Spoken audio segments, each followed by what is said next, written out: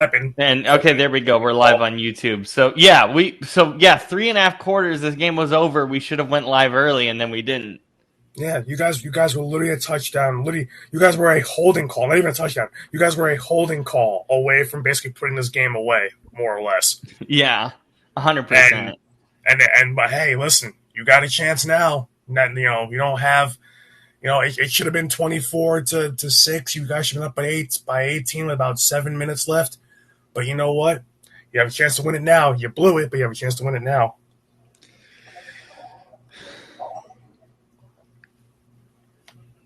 How far would this field goal be?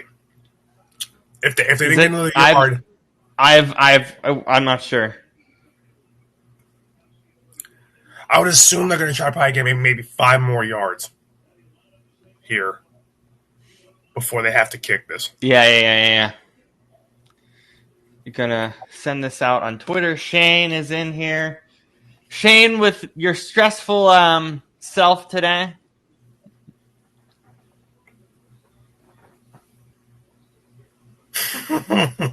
Shane, we can't hear you, I don't think. Hello? How about now? Yes, now we can. Oh my God! Are you gonna get this off? Oh yeah, timeout. Never mind. Sorry.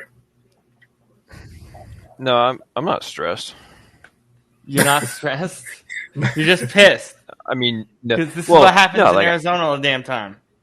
Yeah, I mean, I was expecting this to be, a close game. So like, even though it shouldn't have been, you were a holding call away from having a big win. Yeah. But here we go. Jason Myers' redemption arc. Which should not have been holding. Oh, yeah. Sorry. Not sorry. Jason Myers' redemption arc. I hope I'm not bleeding. Am I bleeding? Is my mic... Can you guys hear the commentary in the background? No. I just had I thought you meant like, are you physically bleeding? Like a cut? No, I meant, is my mic bleeding? I was like, no, you're not, but I can make you. Bro. Fucking hell, we're live. Jesus. Oh, yeah. Barely. 52 yards. I'm seeing it right now.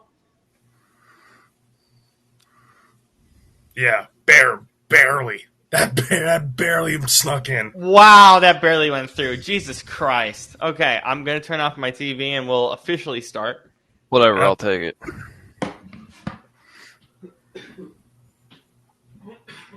When that thing started taking a turn, I was like, "Oh Lord!"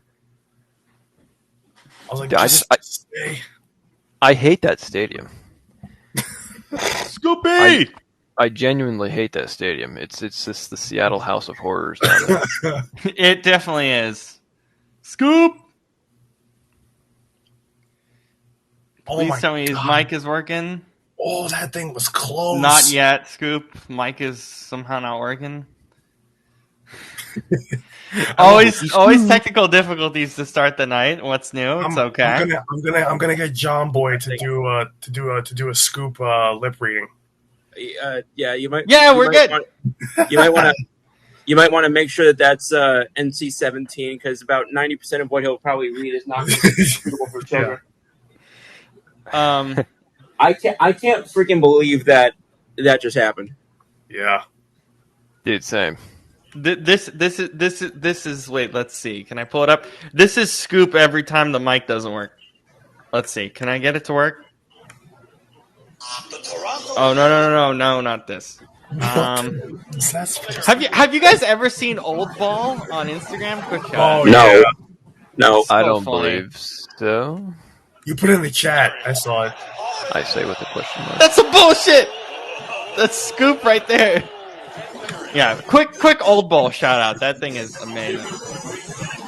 So, we're not live right now, right? We are, yeah. We are. Okay. We are, yes. Hey, Robert, stop swearing on air. Me? Make him. I'll defend you. I meant to send you my. Oh no, two, you could thing. still send it. You could still Yeah, send it. okay. I think I could still do it. I actually wanted to. Actually, that was part of the reason I wanted to go live early. Is actually test if I can do it. So send me your Okay. Instagram stuff. Well, actually, so I'm really sorry about this. It was horrible timing because I've got something that's supposed to be delivered in literally 2 minutes. So I'm gonna have to meet them for that, and then like I'll be right. Like it'll only take me 2 minutes to get them. Yeah, But you're so fine. What are you What having? did you What are you having order? delivered this late? Food. no, I Yeah, ordered food an hour ago, and it just got here because apparently they had to make 3 other stops before it got dropped off. What? Mm. Oh my So I'm god. hungry. So I'm hungry as hell. Um, Yeah. Oh, that's amazing that it took that long for that to get ordered. which is insane. Like I'm sorry, how many people are ordering Subway right now? Subway. Apparently Yeah. a lot. Yeah, seriously. Subway. No Jersey But- Mike's. couldn't. I had Jersey Mike's last time I had a sandwich. So, oh my god. Jersey What are Mike's- other good and- sandwich and- places? and You they also live in Mississippi. Get like crab or something. We don't have crab near me. Where I don't know. Subway. I honest. We need a live scoop Subway review in 5 minutes. They don't have what do you call it? Meatball subs at Jersey Mike's. That's part of it. Oh yeah. I All don't right, need so them. I'm You can good get a without good it. sandwich at my house. It's a lot cheaper. It's That quicker, sounds that sounds fun. What does it say? 10/21. Okay. okay, So so here but I'm I gonna send you the links real quick. yeah, go for it. So Shane, go myself ahead and am a talk fan. about. I sorry, myself am finish a it. fan of Tubs and Subs. It's a local chain here Oh in the yeah, Seattle Tubs area. and Subs here in Seattle's Ooh, pretty nice. good. Yeah. All right.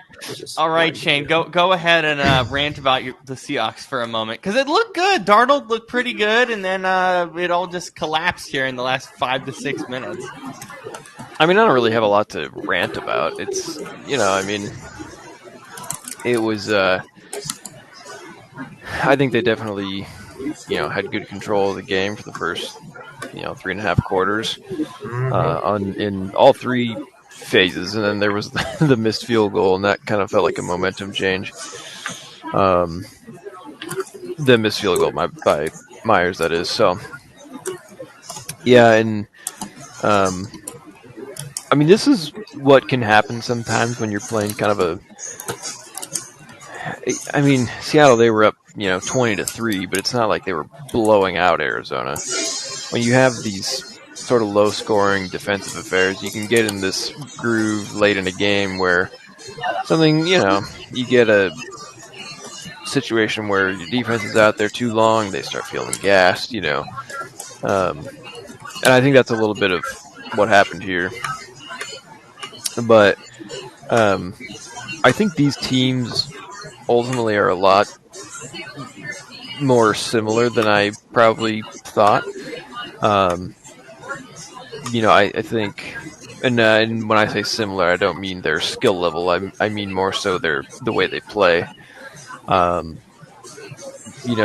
kind of feels like they're both going to be in a lot of sort of closer, lower scoring games, and they both play tough defense. They like to run the ball and then let their quarterback,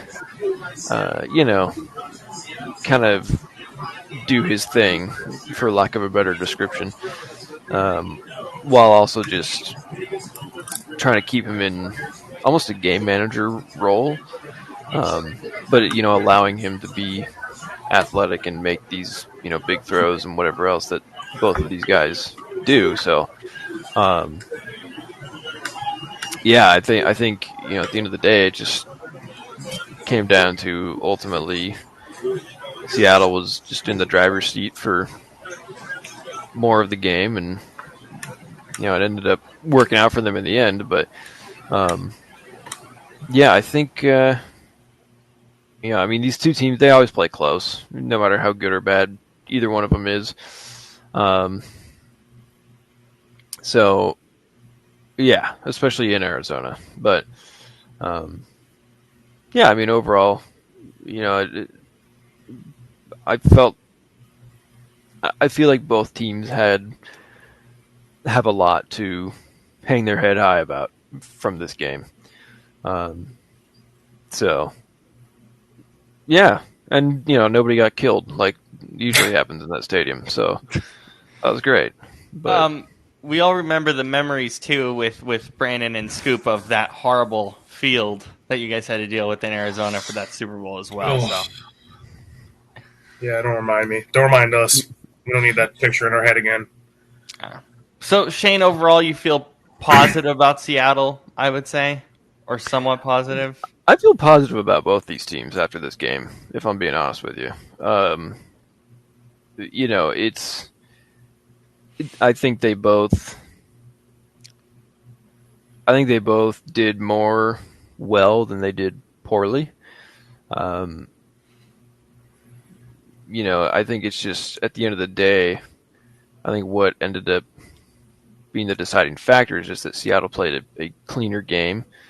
And I'm not talking about penalties, which is which is already becoming a meme with JSN, but just in terms of turnovers and that sort of thing. I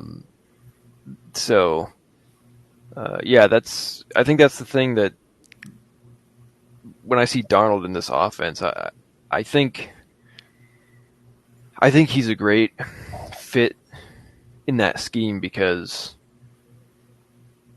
you have this good defense who can put him in a good position, and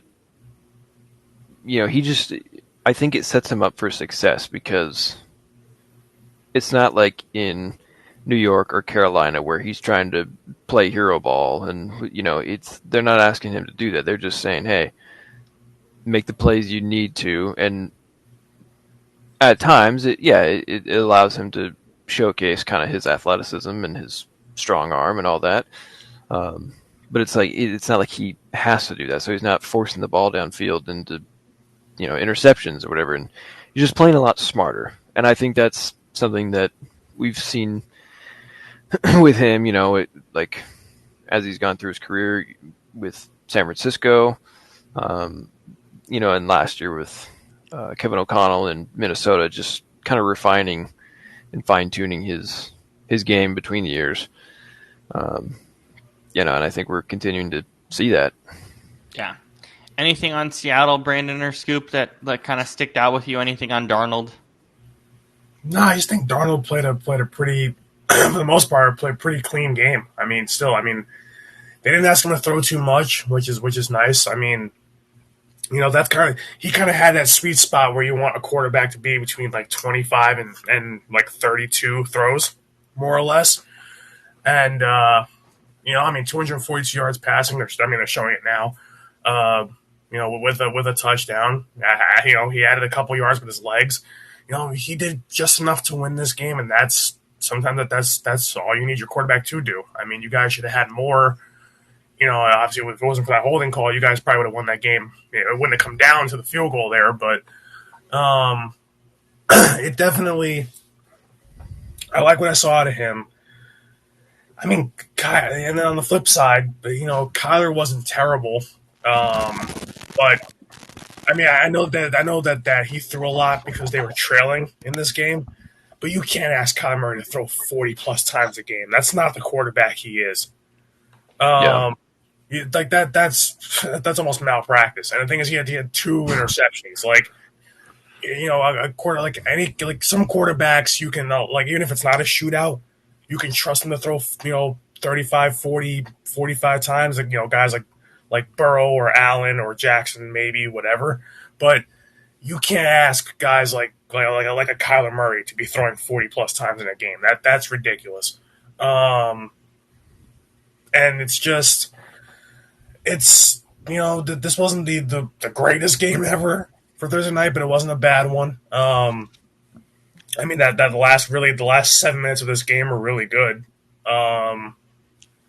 Sometimes that's all it takes to have a really good game at the end of the night. But I think overall, just from Seattle, I I'm surprised the defense kind of, at least from what I saw defensively the last 7 minutes, it felt like at least it looked like to me that they thought they had the game won, and they kind of Yeah. just sat back defensively. I mean, they did blitz on, I think, on the final drive. It just didn't get home, but it felt like that the first touchdown drive for the Cardinals that cut it to one score. It just felt like they were kind of playing back defensively. Like they didn't want to get beat deep and just figured, hey, we'll stop them on 4 downs if we have to, which they kind of should have. But what an incredible play by Wilson and Kyler get the ball out on 4th and 4. But really, I mean, they're even showing the highlights now. I mean, decent pressure on Kyler for most of the game. I shouldn't even say decent. They got 6 sacks. But just, I don't, and correct me if I'm wrong, but I don't understand why teams that are up by 2 scores or 3 scores, once it gets like halfway through the fourth, they start just sitting back defensively. I get you don't want to get beat deep, but finish the game strong. Because especially in the NFL where almost anything can happen. Exactly. Like, I don't like how teams, like, that's another thing too. If Seattle's defense would have just played pretty much the whole 4 quarters instead of 3.5, you win that game by 2 or 3 scores. You don't win that game by a last-second field goal.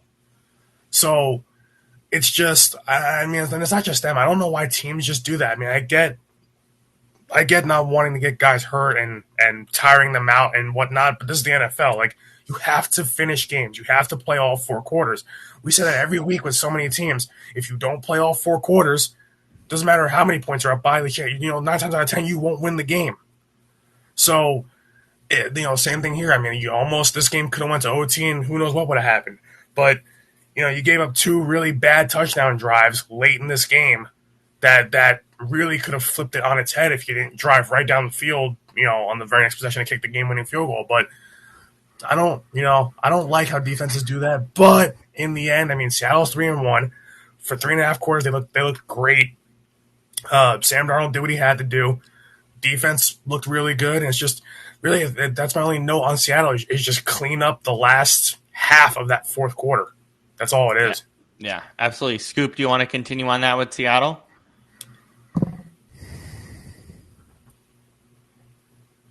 Hang on, you're still muted. Hold up. There we go. Testing. Perfect. Let's go. Go ahead. Okay. Sorry about that. Just want to make sure that everything was right. Of course. Yeah. So basically, first of all, I agree with a lot of what Brandon said. I also was kind of surprised that it did kind of feel like some of the play at the very end was like guaranteeing that it would go into overtime. Like, and quite frankly, I mean, I think pretty much all of us watching the game thought like, oh, this is going to overtime. So, but again, we're not the ones playing on the field. So, and all that being said, I mean, Arizona did, for people, I know a couple of us were saying, we wish the game was more interesting, but again, 14 of their 20 points they scored at the very end. And, in the last quarter, I mean.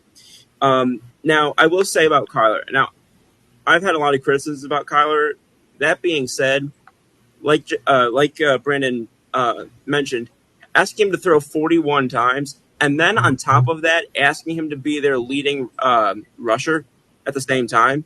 They basically. Where was Trey Benson? They barely used him. Yeah, well, I heard that plenty of times because it was on somebody's fantasy team over here.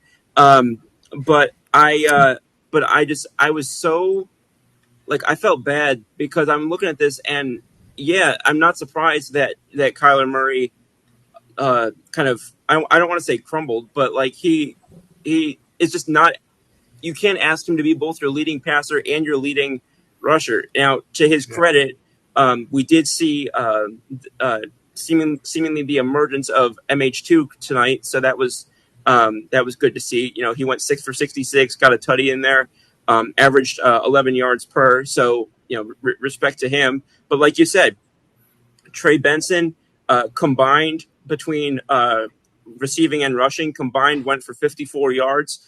So that's even still less than Marvin Harrison had just in the air. And I just did someone say something? No. Please continue. Oh, my apologies. But again, and so I think this was I think also the Seahawks kind of left a little bit of meat on the bone, and I think that this game could have been a little bit more put away, for lack of a better word, without a couple of those. Like, for example, we were all confused, I think, about JSN not being part of the game plan until later, or at least not getting incorporated until later. And then one of the first plays that he goes and he has that holding, which again, I know we've spoken a good number of times about how you could technically call holding on every play if you so desire. But there comes a time where you have to understand where the referees are going to call it one way or the other. And the Hawks, from a receiving standpoint, they got the ball around to a lot of different targets. They had 5 different guys with multiple receptions. So I appreciated seeing that as well. But again, this was I think I think Brandon described it well as a clean game by Seattle. Although I did think there was some meat left on the bone. And Arizona, I think, Kyler Murray is not Josh Allen, and they basically asked him to be tonight. Yeah, 100%. For Arizona, Brandon, I mean, 3.5 quarters. I said this on Sunday, and I kind of still stand by it. This team's kind of boring because this offense feels lost for a majority of the game, and it's really exhausting to watch. It feels like they do this thing every year. Like, I feel like at least every game I watch them play, where they just don't show up for 3 quarters, but they hang around, and then they show up in the 4th, and then still find a way to lose. That just feels like Cardinals football every year. I mean, I don't know if it's just bad game plan coming into the game. I don't know if it's just not making adjustments in the second half, because it just I can't just every time like they're asking Kyler Murray to do too much. I don't understand why. Because even with James Conner, done, like.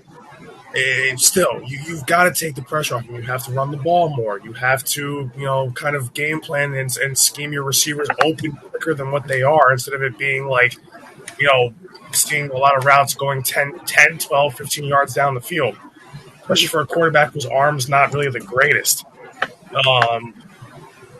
So I don't quite understand just kind of what Jonathan Gannon has them doing. I hate even saying that man's name. But I just the Cardinals they really are just boring football to watch. Like, even if they're good, if they have a good record, if they have a bad record, if they're somewhere around 500, they're just the same football team every year. It's just Cardinals football is just boring to watch, and it's like. And it's not for lack of playmakers. I mean, coming into the season before Connor was hurt, it was Connor, Kyler, Trey McBride. MHJ is not great, but tonight he had a good game, especially late. They have Calais Campbell back on the defensive line, and despite him being old, he's still a good leader and still a productive veteran. They still have Josh. They have Josh Sweat now. There's some things there to like. It's just like it just feels like they don't know how to properly utilize all these guys, and that seems to just be the running theme every year watching them. So, I mean, like they're showing that awful interception halfway through the first quarter that Kyler threw, and I'm still looking at. I know MHJ stopped on the route, but even so, he was never open, and why would you even throw that ball? Like, I just don't get how. For lack of a better phrase, I don't understand how the Cardinals play football. Because, it's just, and I don't get why this game. Like, it's like looking at them playing football. That's why I'm surprised when you guys were saying before we came on, earlier about how this place is a house of horrors for Seattle, and it's like, yeah, it's it's a division game, so I understand, but I'm like, oh my god, like this can't be that bad, can it? Like it is. It's always that bad. Because when I watch this, I'm like, how do you guys lose to a team like this that plays like this? Like, it doesn't make any sense. It really doesn't. I don't know what Arizona has to do going forward, but like I said before, and like Scoop reiterated, you can't ask Kyler to throw 40 plus times a game. Hell, I wouldn't even ask him to throw 35 plus times a game. And you got to do something about the run game and kind of get creative with getting those guys out in space. Because that's how you're going to make it easier on Kyler to do the things that he has to do in order to win. And, like tonight, a lot of the run game between, KW3 and Zach Charbonnet, they kind of set things up a little bit here and there for Darnold to have the opportunities to be able to kind of pick apart the defense kind of slowly. And it's like, if you're going to do that, then it's like the Cardinals always do the opposite. Even when James Conner's healthy, it feels like he doesn't get the ball nearly enough. It almost feels like the Cardinals are running their offense like it's the Buffalo Bills light. Yeah, I would very much say that. Yeah, like they don't use James Conner quite enough, and then they're asking Kyler to be superhuman. It's like, yeah, but that's not his game. It's not the kind of that's not his stature or his presence as a quarterback. That's not his. It's just not. That's not the way he plays. So, he's not a gunslinger like Josh Allen, used to be, but still kind of is. He's not that big, kind of strong, powerful runner. He's a good runner, but he's not a strong, powerful one. So it's like they feel like they're just asking him to do too much, and then by extension, the offense just goes stale, and then they have no idea what they're doing. And that's I think that's probably the best way to describe why this team just does not play good football for 3.5 quarters. It feels like every game. Yeah, Shane, do you have anything more to add on that?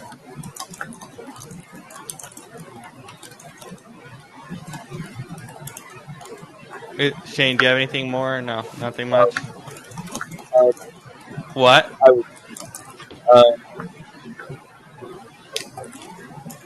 They have all the offensive pieces, obviously.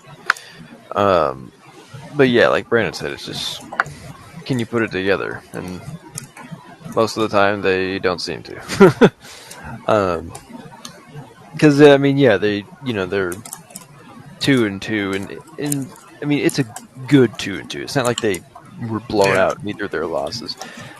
Yet they still don't really score more than 24, 25, whatever. So it's like, yeah. And I think part of that is just the offensive line is not great.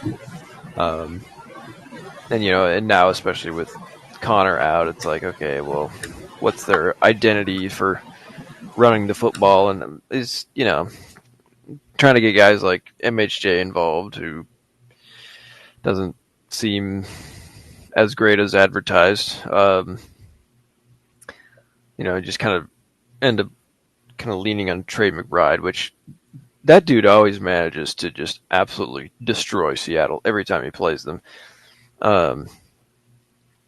He just, yeah, I don't know how he does it, but anyways.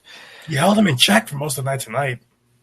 Yeah, but I mean, like, all their big plays pretty much came from him whenever they had him. Yeah, until late, because MHJ was late. Yeah. So, anyways, yeah, I mean, that's kind of it. Yeah, there's not a ton, I think, on Arizona. Buda Baker, that we haven't already said. Buda Baker, come home. Yeah. Oh my God. Yeah, that's. Is there anything else from the group on Arizona? I mean, I don't know how much. To be truthful, I don't know how much we'll talk about them throughout the year. Because this is the same team that we said last year we excluded them from pot cookies for the first month of the season because we didn't want to watch them play football. So yeah, I still don't want to watch them play football. I still don't enjoy it. Like every time I hear that we're doing a Cardinals game, I still want to throw up because I'm like, because I know exactly how this game's going to be played. They're not going to get blown out, but they're not going to score a ton of points. It's just going to be just like this. This is Cardinals football. Just like we know how the AFC South kind of plays. I know exactly what the Arizona Cardinals are every year. It does not change. Yeah. Scoop, do you have anything else on Arizona? Is that pretty much your feeling? I don't have much to add. I mean, I don't think. I mean, can you really watch what we just watched for the last hour and really have that many thoughts on it? Like, I mean, not hour, but last hour of 3 hours, honestly. I meant hour of regulation. Yeah. And have that much to say about it. I mean, the Kyler Murray Cardinals have been probably one of the most consistent teams since he took over, and I'm not saying that in a positive way. Yeah, that's fair. All right, post-credits scene time. What's eating Gilbert Grape? Shane, please go ahead. This was a very fascinating coming-of-age story. Yeah, I mean, I watched this for the first time when I was, I want to say 15, maybe 16. I think 15. And I really, at first I was kind of like, okay, whatever, just coming of age story. But then as you get into it and you learn more about all the different characters, and I was really fascinated by it, and quite honestly, I just was kind of, I guess it made me think a lot. Just because I think everybody, not everybody, but most people have been in a similar situation to Johnny Depp's character in this film, where it's like, you want to do this thing, but you're like, I don't know, because I feel like this is the path that my family needs me to take, or whoever's relying on you, or not even relying on you, but just like, I'm sure this is something that you guys can relate to. It's like when I was coming out of high school and I was like, I want to do film, and everyone was like, okay, or By the way, that's what people say about what we're doing with this a lot of the time. Yeah, most people are like, what? And it's you just kind of have to persevere and push through it. But yeah, and he goes through. I think this movie is a great example of just kind of that, where he's like, he's like, I just want to go live my life. I don't want to be stuck here having to do this, that, like, essentially play dad for like, like, I didn't ask for this. It's yeah, and I mean, all the performances are great, and I think the behind the scenes stories of this movie are very interesting. It really kind of, like, it makes a lot of sense when you watch the movie and you kind of hear like what was going on. It's like, oh yeah, okay. But I want to hear what you guys think first before I go into too much greater detail. Yeah, I'm gonna read this quote by Leo DiCaprio about his character, because I found this really fascinating.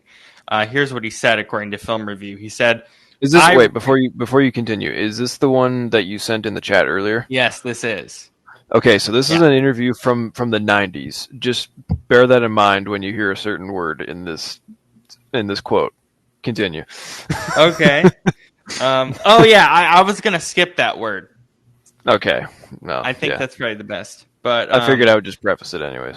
But continue. I had to research and get in the mind of somebody with a disability like that. So I spent a few days at home for mentally ill teens. We just talked and I watched their mannerisms. People have this expectations that mentally, I'm not going to say the word, but yeah. Children are really crazy, but that's not so. It's really refreshing to see them because everything is so new to them. And I know, Scoop, you wanted to kind of talk about his character a lot, so I'll let you kind of go from there. Well, the first thing I was going to say was the quote that you just read. Yeah. So, yeah, again, I especially back to 30 some years ago, where I don't think, again, I wasn't around then. I was 2000, but I don't think it got really the. I don't know if respect is the right word, but there was really the stigmatism, kind of. that's what I was going for so much. It was more just like, I don't know if as many people were trying to really understand it as they are now. Is probably the best way to put it. Yeah. So as such, I appreciated that somebody, especially somebody of now again, Leo wasn't the Leo that he is now, but especially that somebody in that role would take that amount of care and attention to go and kind of do those types of things, and because I've seen films and I've watched films, like none came to mind in terms of names. I'm really bad with names, but I've seen them where the people kind of just played those roles without doing a ton of research or without talking to people who actually are afflicted with those conditions. And not that necessarily I thought it was offensive, but I think that I could see how it could come off as either offensive or just kind of maybe naive is a better word to some people. It feels lazy to me.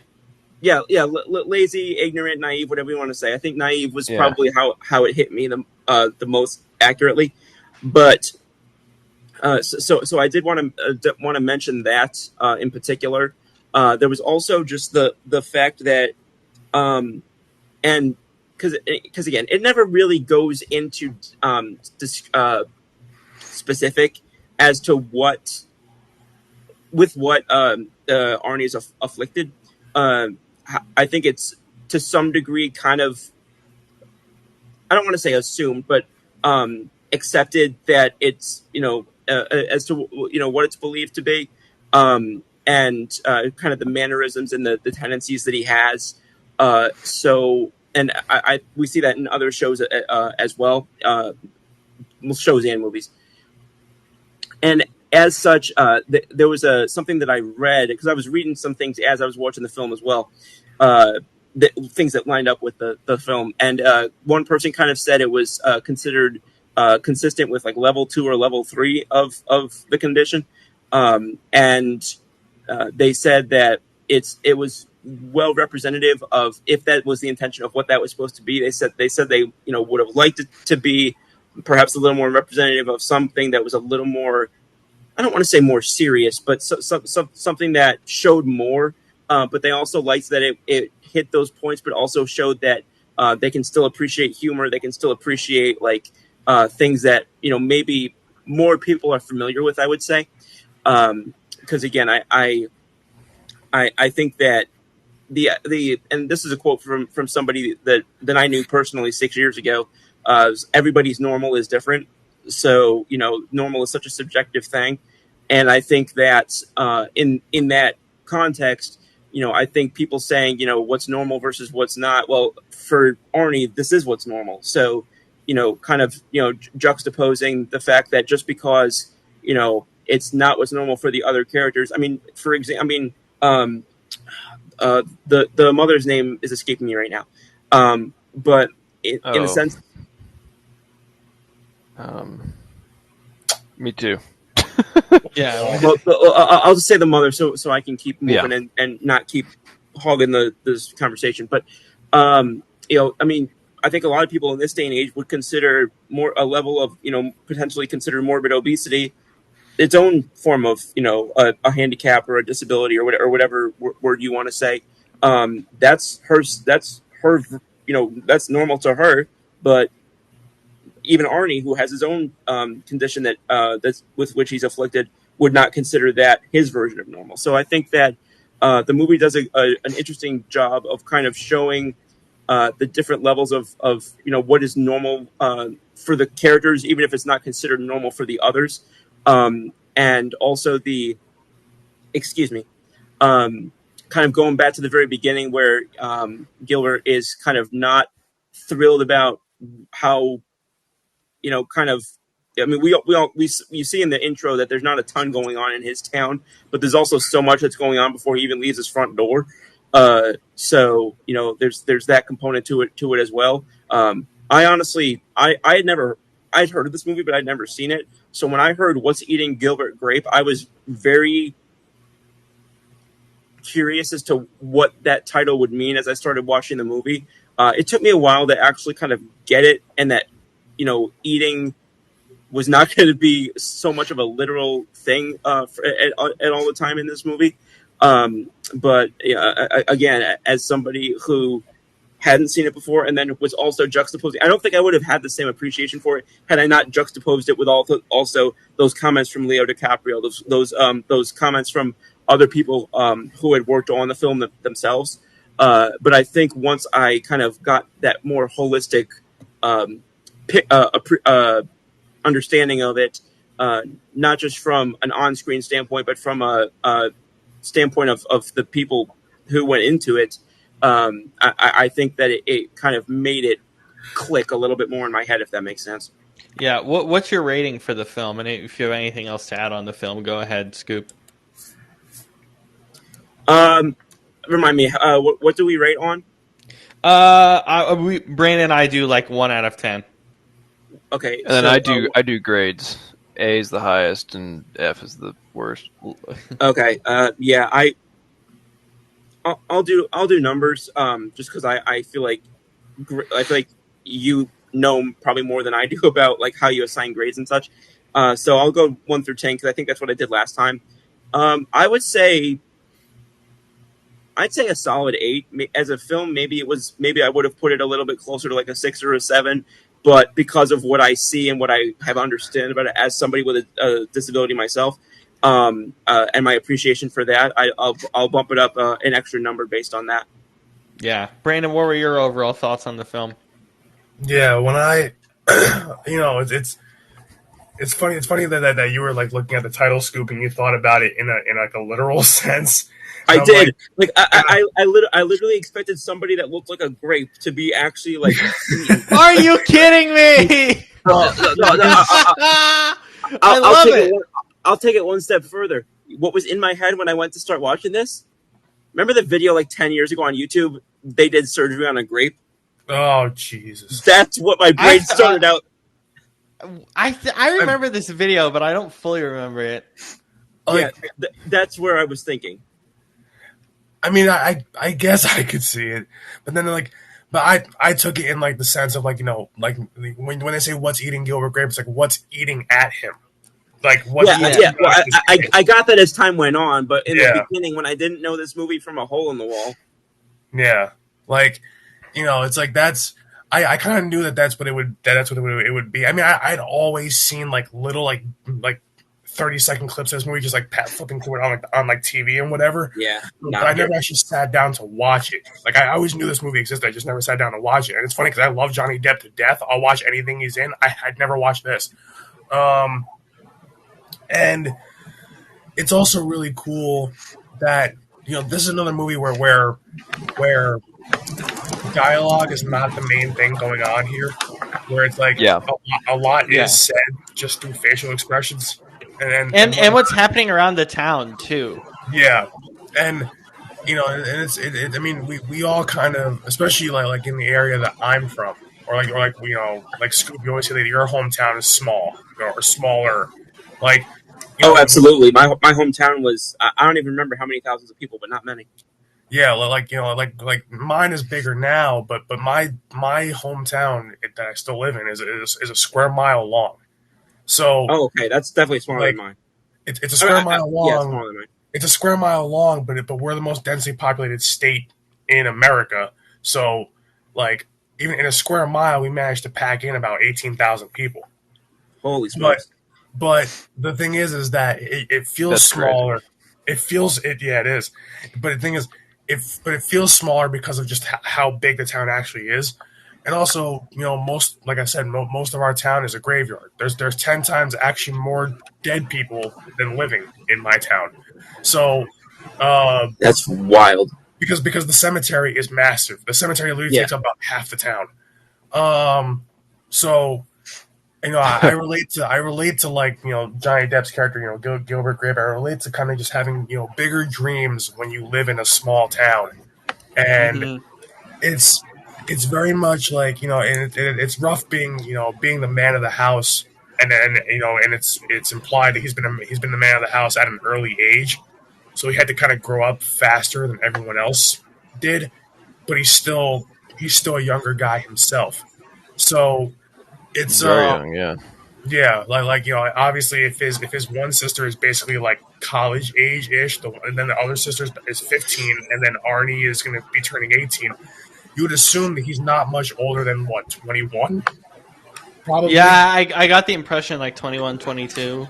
around Yeah, there. 20, yeah. So so like he's just like really coming into adulthood, and it's when you have to deal with kind of like you know with so many kind of the weight of the world feels like it's on your shoulders because you're taking care of your brother who obviously has special needs, and then you've got two sisters that kind of don't respect you, for lack of a better word.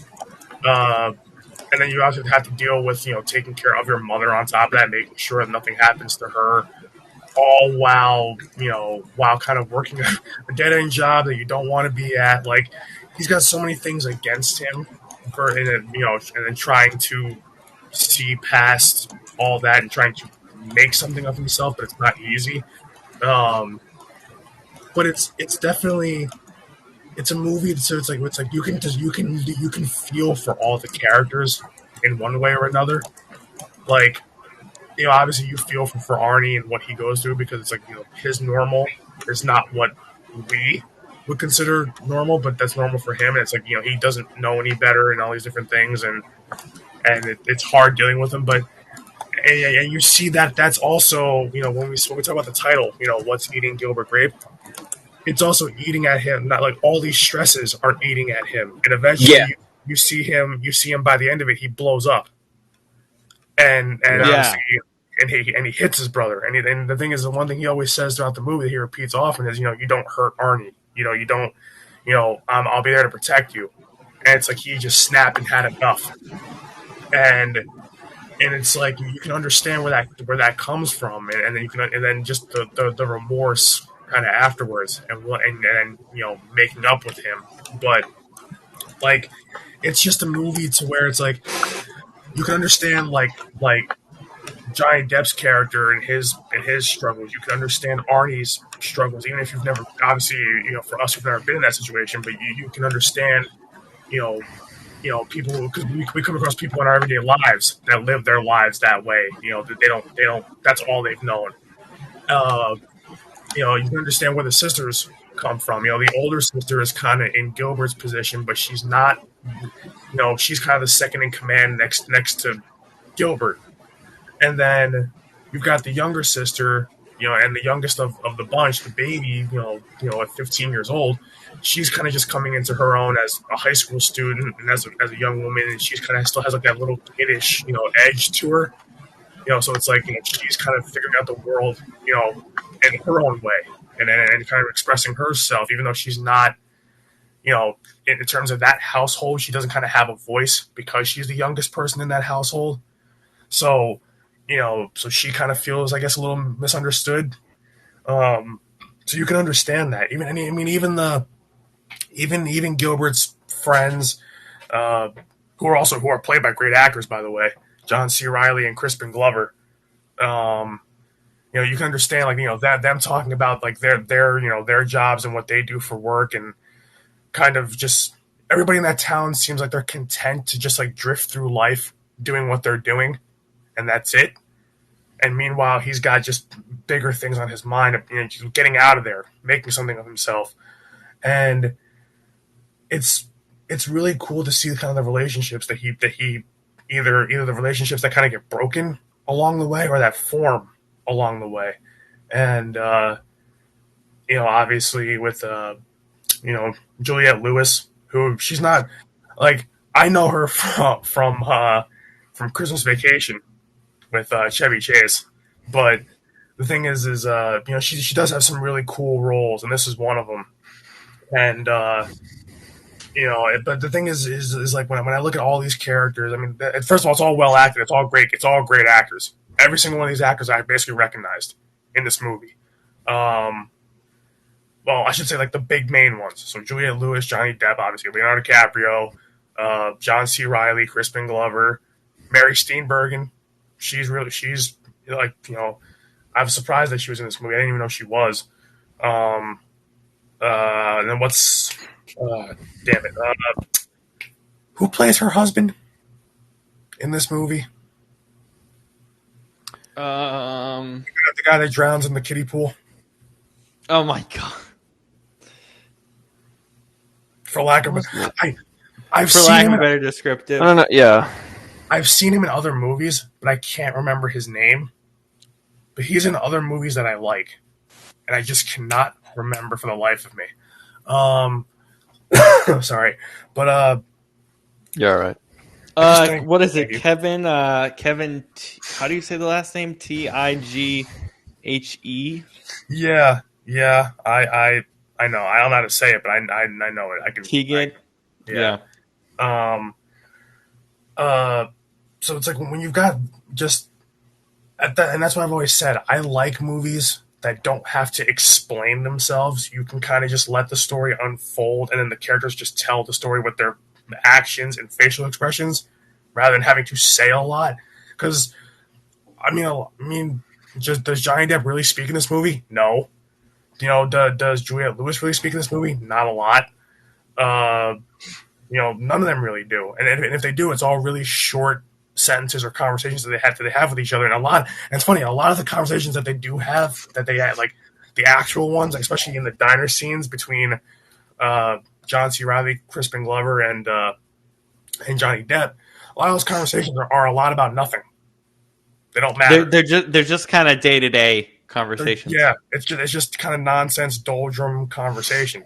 So, like, it just shows how quickly that life can just grate on somebody, and how it can wear you down doing the same thing every single day. And then that's why you can actually see, even with Gilbert, you can see just his demeanor just change throughout the movie. He kind of devolves as the movie goes on. Eventually it ends on a happier note, but you can see just little by little.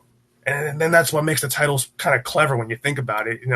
All these little things are what's eating away at Gilbert Grape. So, like, it's just really well done. So if I had to give it a grade for me, I mean, I'm biased. I'll watch anything that Leo and Johnny do, but I think this is both, like, these two. This movie is kind of both. This kind of is where, this is where they really made their name, was this movie, but this is kind of where they were still relatively. Not so much Johnny Depp. He was known for being on TV, but in terms of like movie star status, like, this is the movie where it's like people kind of didn't know who they were to an extent, but my God, you can see the talent very early on between a lot of these actors. And so if I had to give it a not letter grade, God, I was gonna be like Shane.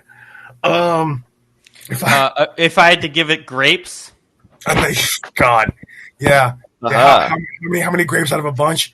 We should have done it that way. Damn it! Yeah. Okay. Yeah. That would have been good. Yeah, Scoop gave it 8 grapes in a bunch. By the way, if you're wondering what I was writing on my whiteboard, I wrote out my. For crying out loud! Scale. That's exactly why. Oh, Jesus! Can I post this? What in the This world? is the. I can barely see it. Oh, so you give mid 80s to high 80s an A-? Bro, why didn't I take your class in college? Yeah, I know. My grades have been so much better. See, I feel like My grades would have been so much better. They were good. Well, I got a 3.5 GPA. Because here's the thing, I feel like the classic grading system we have is kind of stupid. Agreed. So this is my revamped version of it, and the reason that an A is 9 plus, as opposed to like an A is usually like 93, 94. Yeah.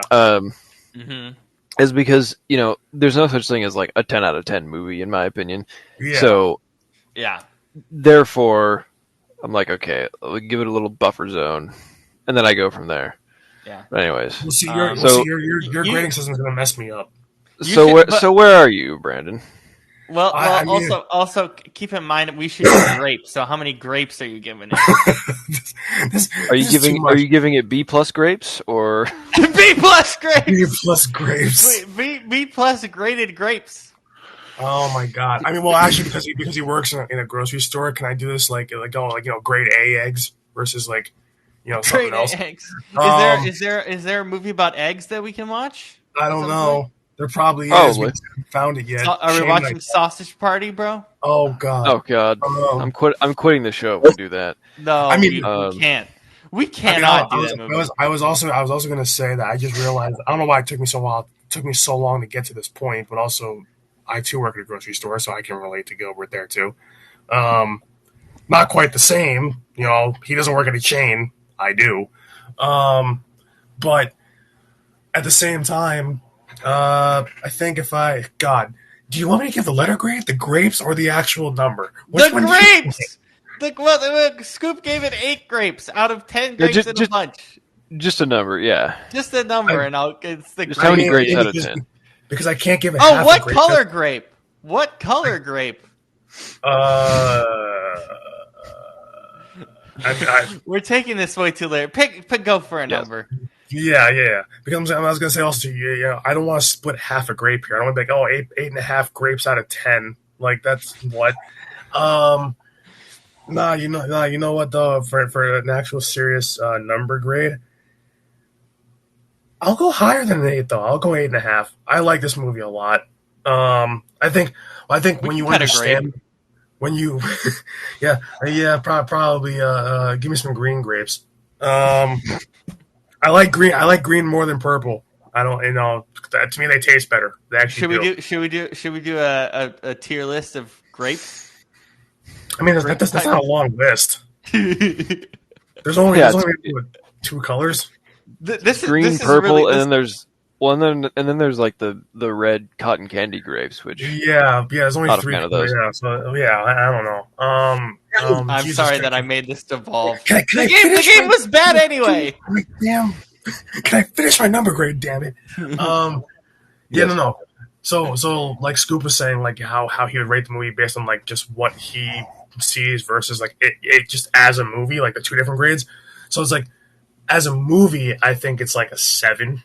But based on what I know about it and kind of the relatability to it and how much I would actually watch this again, even though it's a little bit slow, and that's kind of why I knock it down from it being a 9 for me. So I would say 8.5 out of 10. I think I'm fine with that. Yeah. 3.5 quarters were pretty boring, so it's fine for us to devolve into grapes today because we didn't have much to say. No, for me this gets an 8. I'm still, I don't know why I'm like this. I'm always weirded out by seeing younger or older selves of people because I know what they look like now, and then it freaks me out. It just Johnny Depp really doesn't age that much. To me, that was the most jarring. I mean, does DiCaprio really age all that much? Well, DiCaprio ages. Well, he's aged a lot since then. Well, yeah, I would think so. He's not going to look like he's 18, 19 forever. No, but Depp what cigarettes do to you, but yeah, true. Depp to me was the weirdest one, but I mean, I don't know. But aside from that, I mean, yeah, I think it's intentionally slow. We talk about movies being intentionally fast, intentionally slow. This was intentionally slow. It takes a while, but I'm just, as you guys mentioned, like the key story beats we've discussed and like the meaning of the title and all these different things. What actually kind of hit, I think the one scene that kind of hit me the most, and why, because I was thinking like towards the latter end of the movie, because I know at the end of the year we're gonna do our lists. I know we got some. I'm sure we have some bangers coming up, but I'd be surprised if this leaves my top 3 so far because like, that's surprising actually. We'll see what the other movies are, but I mean, I think the one scene that hit me where I was like, yeah, this should finish top 3, should. But it's the scene where they're all sitting around the bed with mom, like the night when she's, or actually no, like when she dies, and they're all sitting around, and it's kind of like, wow, what do we do now, kind of thing. And there's a lot of emotion. Obviously, there's a lot of crying because obviously she dies, but like, or she died, and but the way they're sitting around the bed, the way that was shot, it was like. Because like sometimes when people die, it's like this super dramatic, like, oh no, and like all these things in terms of like how it's shot. And this is just like everyone was intentionally placed in a certain area of the room, I guess, the room of the bed, and it was just kind of like this moment of like realization of what happened that feels really, really realistic, really genuine, really honest, and then you kind of start to realize, and when I saw that, I got to really understand kind of the honesty and the well, I guess the realism, because yeah, I mean it's a story we can all relate to, but it that scene in particular to me was deeply moving, and it gave me a really strong and like visceral but like important perspective on the film, and visceral meaning emotionally. Like I was about to it's another one of the films that we have every year that Shane gives us where like I feel like I'm about to cry by the end, because I was like yeah, that's why also it hits a little higher on the relatability scale for me. That's why I gave it 8.5 too. It's like not just because of like my own small town, me also working in a in a grocery store, but also losing a parent at that age that they lost the parent in the movie. Like like for like losing, like when I lost my dad at 17, it was kind of the same thing. It just happened out of nowhere, and no one was prepared for it. Kind of like in this. I mean, they're kind of more prepared for it because of her condition and whatnot. But you don't realize, you don't think it's going to happen until it actually does, kind of thing. And and you kind of sit there in silent shock, but also the way it was done in the movie was like even the silent shock felt emotional. Yeah, it felt like it had weight. Yeah. So yeah. To me, that's why it gets an 8, and obviously it ends on a really happy note, which for what it is, and it's. Yeah, it's really special. I love the coming of age movies. What was the one we did last year about Pittsburgh, Shane? Because I actually thought, what was that one called? About Pittsburgh, Adventureland or whatever. Oh yeah, Adventureland. Yeah, Adventureland. Because it just makes you more fun. But yeah, it was definitely more fun. But obviously, to me, I love the. Is that the only coming of age movies we've done from your list? Well, we did Coda, yeah. Coda. That was year 1. Yeah, year 1 was Coda, and then I did Booksmart, which was more LGBTQ based, but still coming of age. So, and for Christmas, I picked The Grinch. Have we decided on the Christmas movie this year? No, we're not doing one. We're not doing one. No. Or okay, let me rephrase that. You guys can do it if you want. I'll be in Hawaii. So we'll take one. We'll take one. Yeah. We'll pick one. We'll but pick I'm one. skipping. No, but overall, like this is an 8 out of 10, and the coming of age movies that we've done, I think, have been the most kind of defining genre for me as we've done this, because I've really enjoyed the films that we've taken on for this genre. Yeah. I love the. Oh, go ahead. Sorry, I was trying to say something earlier, and I realized I was mutified. No, you're okay.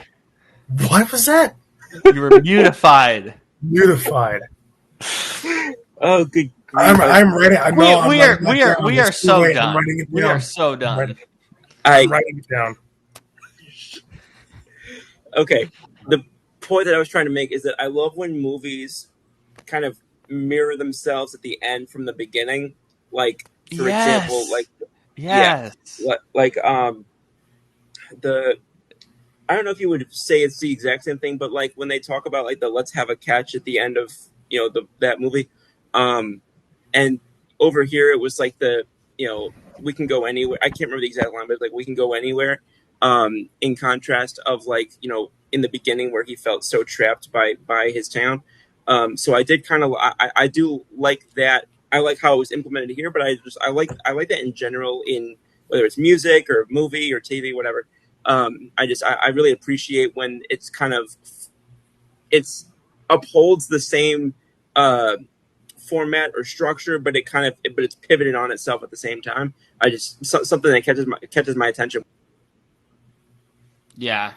Shane, finish us off. What is your rating and your overall thoughts from a filmmaker's perspective on this one? Yeah, I mean, I've been to towns like this in the plains, you know, like North Dakota, Montana, whatever, and where it's small, you know, 1,000, 2,000 people, and you know, everybody just kind of they hang out in the town, get some barbecue, do some karaoke. That's a big thing in those towns for some karaoke. I don't know what it is, but they love it. But it's fun. It's like, all right. And you know, people just seem not necessarily happier, but just like it's just more, just kind of easygoing, like less stress, you know, just. But when I was there last time, I couldn't help but think, I was like, one of these people, and I literally had this thought. I said, one of these people has got to be like Gilbert Grape, you know, where it's like, 100%.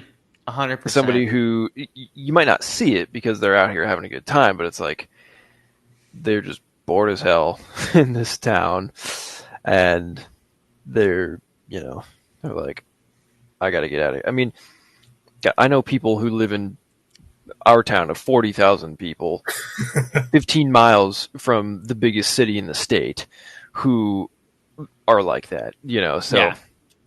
Imagine how somebody might feel in, you know, Mott, North Dakota, which is like in the middle. You're like isolated, pretty much.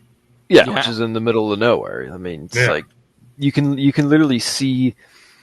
There's a sign as you come into town. It says 22 miles away, and you can see the town in the distance because it's just that flat and just nothing. Anyways, so because this movie is in Iowa, right? Take place in Iowa. Is that right? There's a sticker. So. There's an Iowa Hawkeyes sticker in the grocery store. Because I think it was filmed in Texas. Yeah, but there's anyways, that's the one thing I noticed. It was either filmed in Austin, Texas, primarily in the suburbs of Marion, Purfield, and Georgetown. Okay, yeah.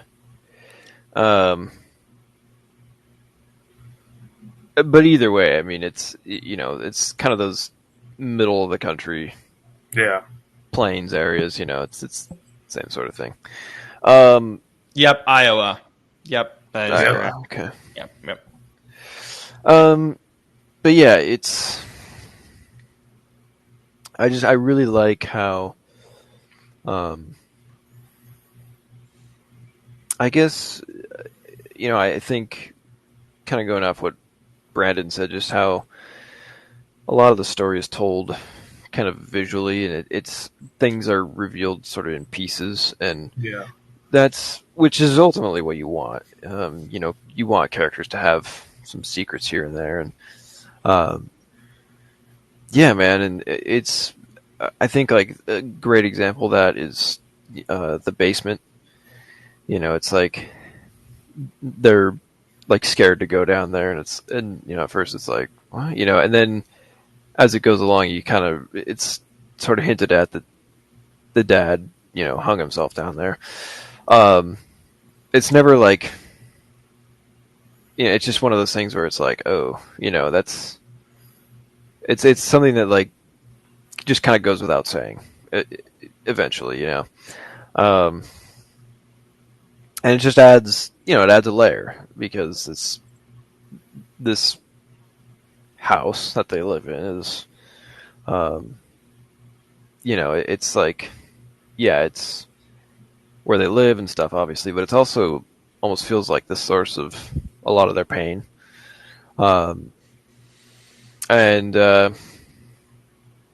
I just, when they burn down the house at the end, I think that's so symbolic of, I mean, it's, maybe I'm looking too far into it, but like the mom finally rises. Like, yeah, I think that's accurate. And then dies, and then they burn it, so that, it's like it's not the town spectacle of, getting her out of the house or whatever, but it's, but more so just like, it's like starting over for them. We can build something new. Yeah, and just getting rid of this place where we have all these bad memories and whatever, and and I think the performances are all fantastic. Johnny Depp has said that he was very depressed when he was filming this movie, and you can see it. And Leonardo DiCaprio, meanwhile, said that he was having the time of his life, and you can see that as well. I mean, it's he even talked about how he was felt like he was in his own world doing it because he could really kind of express, obviously. Which I mean makes sense. And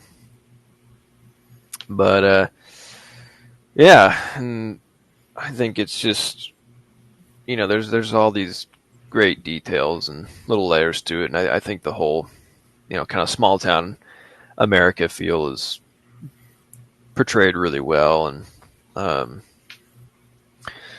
I think for me it's I would say it's an A-.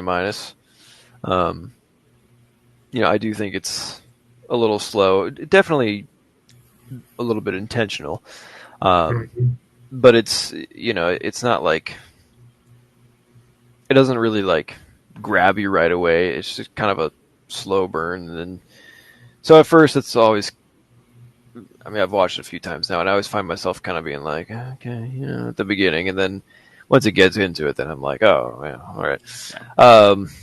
But otherwise, I think it's great. Yeah. What's the movie we're doing on Monday, Shane? Let me check, are doing, where's my list? It's right here. I'm more excited for the movie than the games because Brandon and Scoop, I think we've all established that Monday's the Pocket's day of the week. Yeah. We're doing our... Huh? What are the games you're asking, Scoop? Was that the Bills Saints game? No, Bills Saints is just on Sunday. It's Jets Dolphins and Bengals Broncos. 1 hour apart from each other. So yeah. Yikes. This week whoever made these assignments of time slots and whatever was. Yes, we agree with that. Yeah. So this week we're doing our biopic, which is Iron Claw. Yeah, wrestling movie. Let's go. That's up my alley. Have any of you guys seen it? I have not. I want to, but no. It was my favorite movie of 2023. I'm very excited. And this comes from a man who hates biopics, so you know. Okay, game of the week. Brandon and Scoop, I assume I know what your guys is. It's Eagles Bucks. I mean, this is I'm not even gonna entertain another game. It's Eagles Bucks. I think it is as well. Yeah, I think it's easily that one. Shane, are you taking that one as well? Yes. Yeah, we're all taking it. We're all taking it. Oh my god! Is that the first unanimous one? That probably is. Yeah. Maybe, I don't know. Because I think last week I didn't let you guys, or that 1 week I didn't let you guys take Eagles Chiefs, even though it was obvious. So I probably shouldn't let you guys take Eagles Bucks this week, but it's fine. Other games on the marquee that that should be watched, obviously, is Raiders Chiefs. That's probably it for the. Oh, Colts Rams. Are you guys interested in that one? I had a tough time picking that one, actually. Yeah, that's That's a good one too, I think. You said Colts Rams. Colts Rams in Los Angeles. I remember seeing people had the Rams favored, and I'm thinking, have they been watching the Colts the last couple of weeks? Yeah. We can do line for that. Scoop, have you seen the line for this one yet, or you just know that they're? I just know that the Rams were favored when I last looked. I'll give you guys that the Rams are favored. What is the line? I mean, I figured they would be. Yeah, given how close, but given how the Rams' pedigree and given how good the Colts have been the first 3 weeks, and the Rams are at home, right? Yes.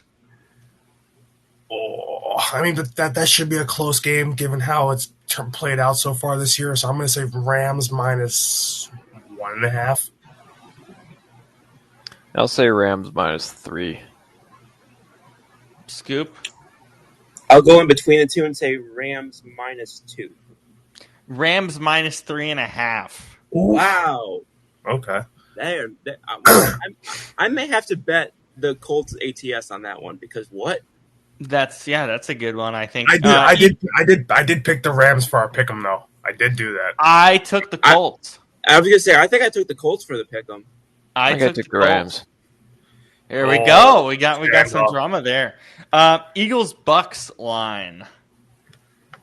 It's in Tampa. Tampa owns us. So, we're not coming into this game healthy. We never do. We never play the Buccaneers healthy ever. Although this is the healthiest we're going to be playing them. But as much as we have the Super Bowl to our credit, and we're both 3-0 teams, the Bucks own us. I'm going to say Bucks minus 2.5. I'm gonna say Bucks minus. I'll say Bucks minus 1.5. Scoop. I'm gonna say Birds minus 1. Birds minus 3.5. Whoa! We're favored by that much? Wow. I don't know about that. I don't think Vegas actually pays attention to how the Buccaneers own us, especially in Tampa. Is any of you waking up for Vikings Steelers, or am I the only one? Hell no. Is that the game? Is that the crazy? Yeah, is that the game that started at like 8:30? It's in Ireland. Yeah, 6:30 Pacific. Yeah. Dublin. Oh, okay. Oh my God, it's gonna be Rodgers on Rodgers violence. I love this. Rodgers on Rodgers. Yeah, Isaiah. Isaiah Rodgers. Yeah. I know we guessed the line without Shane here last time, so Shane, I'm going to give you the honor to guess this one, because the other boys already did it. Saints at Bills. Bills minus 13. Bills minus 15.5 currently as we speak. It's so dumb. Yikes. Honestly, I would still probably take it. Yeah. Okay, let's go Packers at Cowboys Sunday night. Packers at Cowboys. I'm going to go Packers minus 3. Yeah, I'll go a little.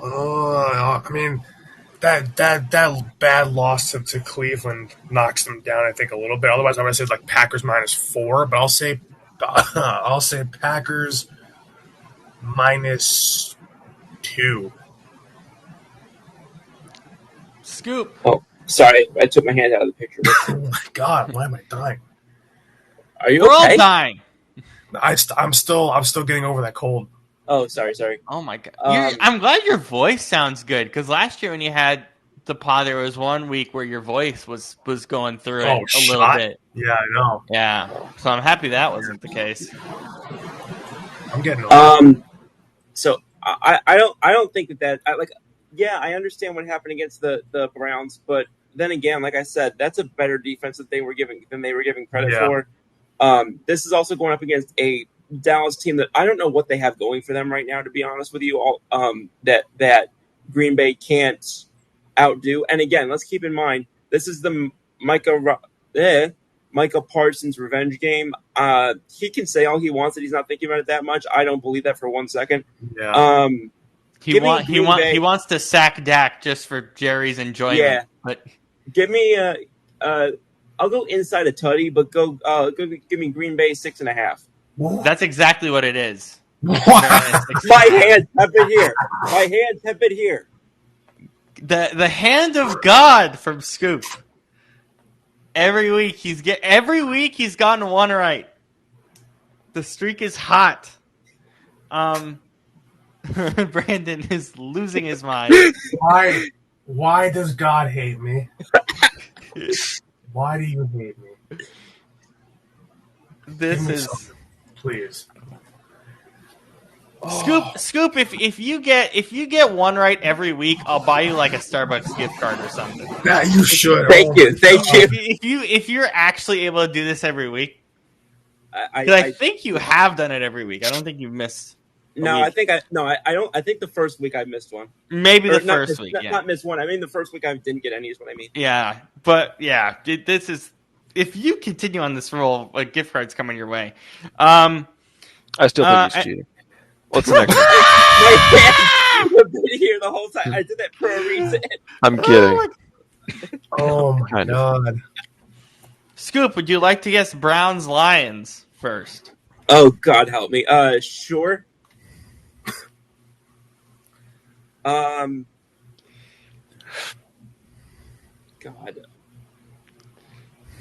I feel like that's gonna be like an ugly one. This is probably a little too dramatic, or maybe I just have more faith in the Lions, but like, I don't know, 9.5. That's exactly what the hell it is. God, the one time you let Scoop go first again this week, that was what I was going to guess too. That was exactly what I was going to guess. That's exactly what I was going to guess too. Sorry. Even when I have it right, he still gets it. I hate this right now. God damn it. Oh my God! Even when I have it right, the Scoop cheating allegations is going way up after that one. Show us the buzzer, Jose Altuve. Show us the buzzer. God. Show us the buzzer. I'm gonna send in the feds and be like, hey, watch the screen. I'll share my screen with y'all next time. I don't care. Oh my God. Oh Jesus. Okay, Bengals Broncos. Brandon. Monday night. For the love of God, please, for the love of God, I'm gonna say because there's no quarterback for Cincy. I'm gonna say Broncos -7. Shane. I mean, the Broncos have not really blown anybody out, though, is the thing. Yeah, but Cincy's terrible. I mean, yeah, I'm gonna say Denver -4. All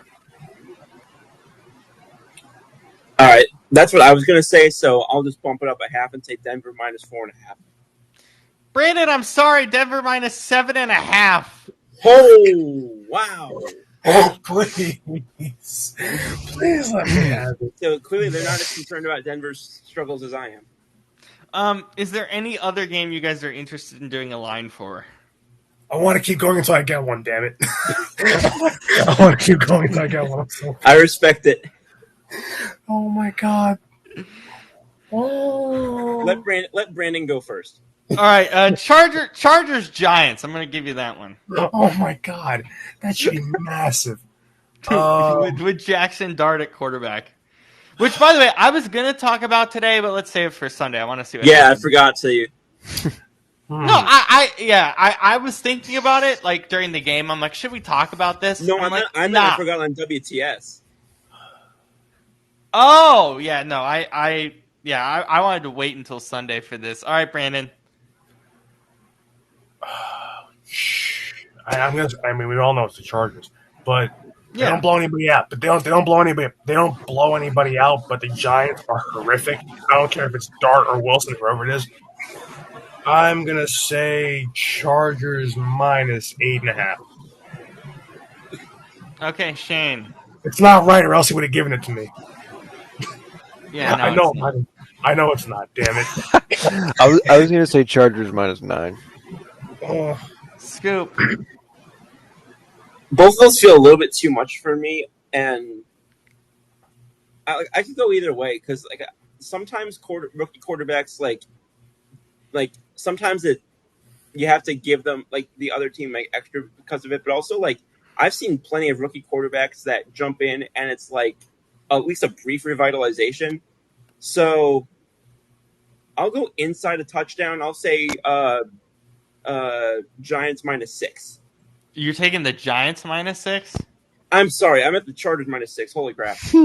Chargers -6.5. Oh, thank God. That Brandon just had a heart attack just then when he heard the letter 6. Oh. All right. What do you have anything else left? What do we have? Trying to think if there's anything else that's interesting. Do you guys want to do Bears Raiders? That could be interesting. Last one. I guess we could do Ravens Chiefs too. I bet start with Bears Raiders. I'll go Bears -2.5.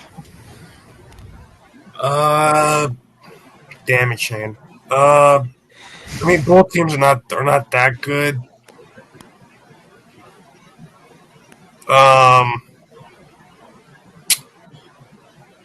I'll say. Wait, what did you say? 3.5 or 2.5? 2.5. I'll go. Oh my God! I'll say Bears -3. I'm on the other side of that. I maybe it's just I don't know, but I'm gonna say the Raiders -1. You said -1? Yeah. -1.5 Raiders. Oh. Oh my Lord. Ravens Chiefs in Kansas City. Shane.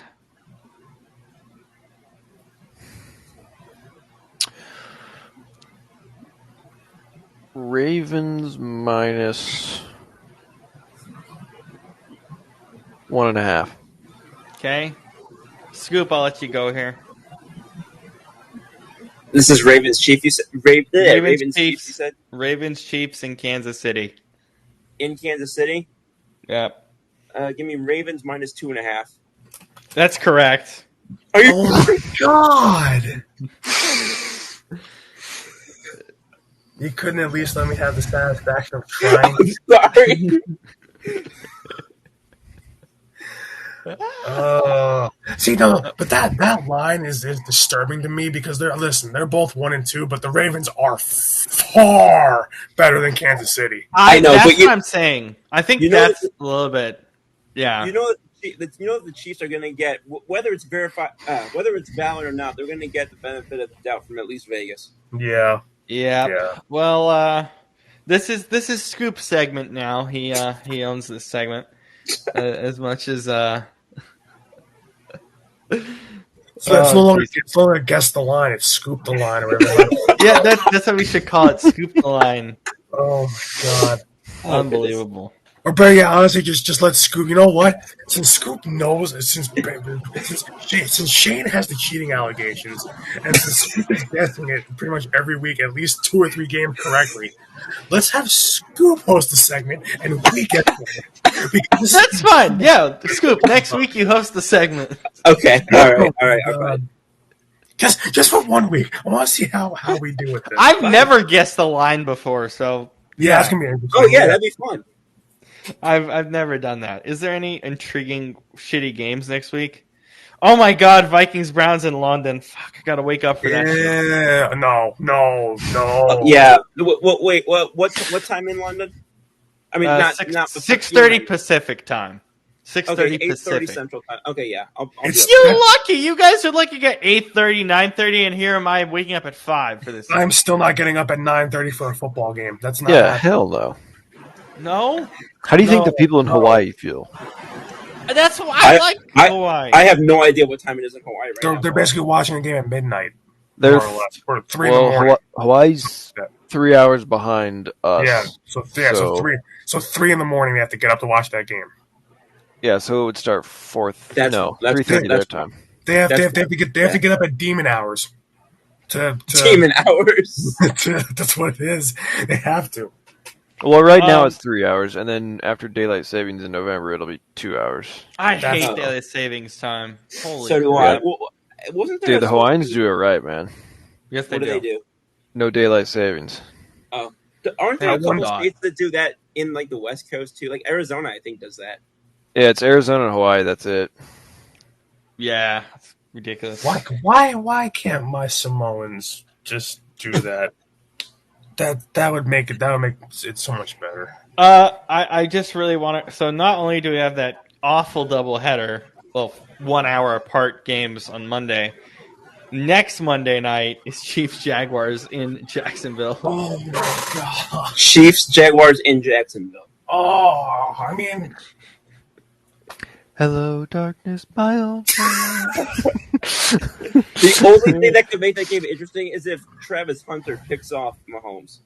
Oh my god! Oh my god! Broncos Jets in London in week. What are these games? What are these games? I swear they just threw like a dart at a wall and was just like, okay, that one. No, why do we always give down here like this?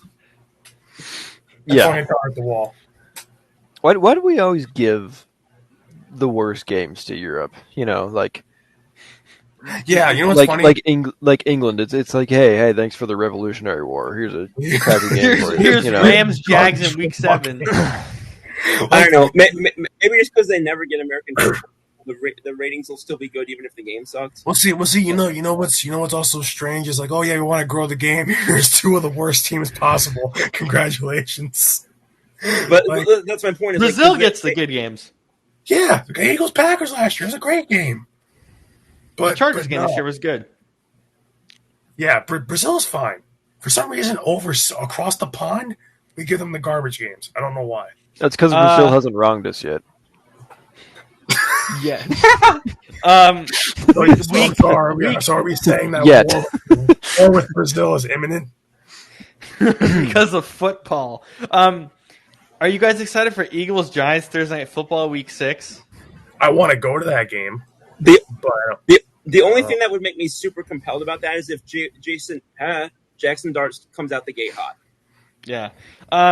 We have a Monday night doubleheader. What is this? 1 hour apart in week 6. The first game is Bills Falcons in Atlanta. The only thing that I might be interested in that is the spread, where I'd be like, okay, Atlanta can at least cover that. Like that's the only thing I can see being interested in. Why is week 7 Sunday Night Football Falcons 49ers? Oh my god. No.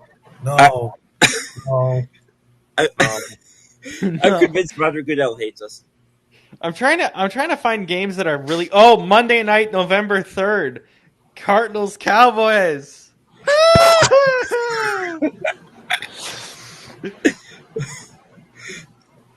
A good way to remember what the Sunday night games are is that it correlates with our movie schedule. It actually does, yeah. Okay. Dude, yeah. But the movies are going to be far better than the games. They weren't. They've been the last week. We're not because that's why we're doing Iron Claw this week because it takes place in the Dallas area. Yeah, the Von Erichs. Yeah, and the Sunday Night Football's in Dallas. Raiders Broncos Week 10 Thursday Night Football. Wait, is that in Denver or in Vegas? In Denver. Okay. Holy! Okay, wait. I'm sorry to keep going through this, but it gets worse. Jets Patriots Thursday night, Week 11. Oh my god! I'm just gonna go through them now. Oh my! Cowboys Raiders Monday night, also that week. Why is the Like I promise you, I'm not even faking like reactions. I'm just genuinely sick of the NFL schedule every year becoming crap for no reason. Who decides that Monday Night Football is Cowboys or Sunday Night? Wait, Whatever the hell. Whatever crap it gets worse. Monday Night Football, Week 12, Panthers at 49ers. Who the hell did you watch that? Oh my God. So it's gonna be what? Mac Jones versus Bryce Young, the battle of the overdrafted 23 quarterbacks or 22, whatever. It could be, depending on what happens. 21 and 23, I think. Monday Night Football, Week But either 13. way. Week 13, Giants Patriots. Monday Night Football. Why?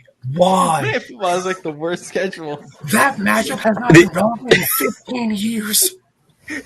Why is that a thing? Somebody in the NFL scheduling department must have dirt on Troy Aikman or something. Like,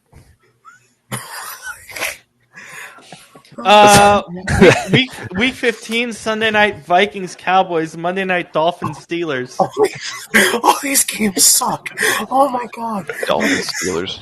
That'll be like a 10-7 final score. Do you know what's funny is like last year we had a lot of crappy games, but there were still some good ones sprinkled in. There's not a good game sprinkled in at any point throughout the next time out. This might be the worst one. I pray to God this gets flexed. Week 16, Bengals Dolphins, Sunday Night Football. Wait.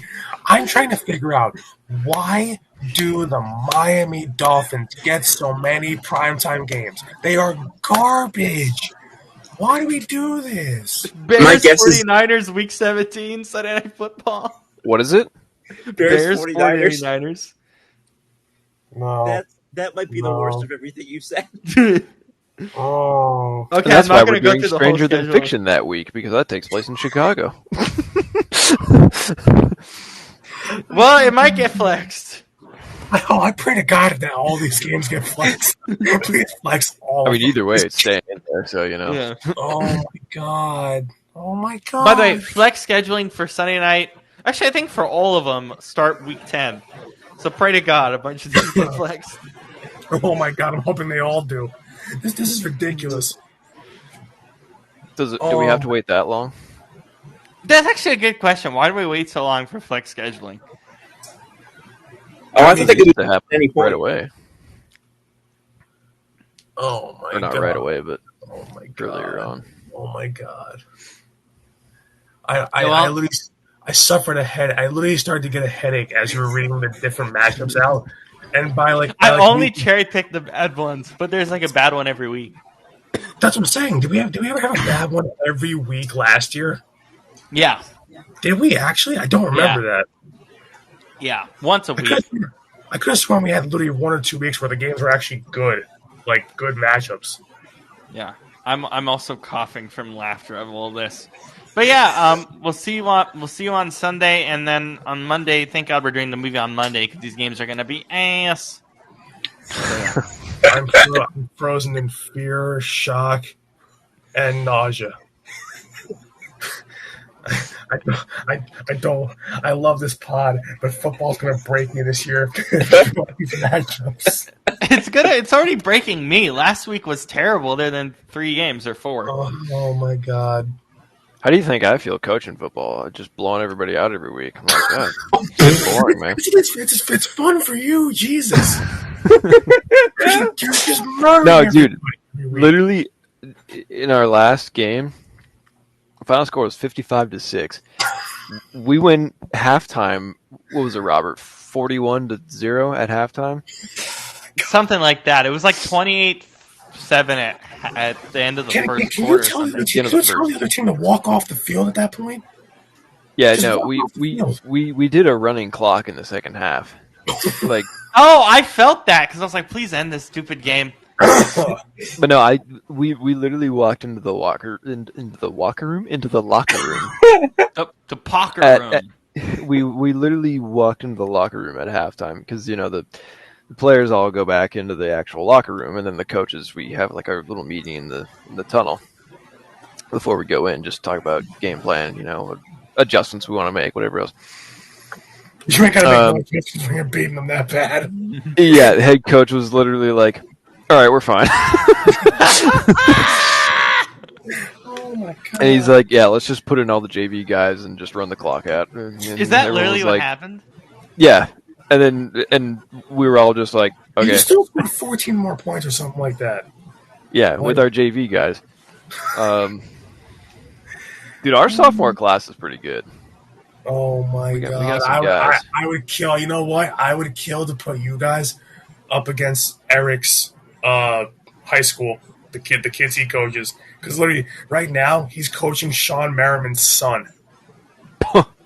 Wow. I think he said the kid's a quarterback, I think. Yeah. So. Yeah. Well, we got a big rivalry game coming up tomorrow, so I'm excited for that. Excited to be there and that'll have be good fun with that. It'll be good. But for Shane, Brandon, and Scoop, and hopefully Brandon and myself don't die from shitty football, because we already died last week from crappy football. We'll see you on Sunday after Packers Cowboys. We'll see you all then. Peace. Night. Night, everybody.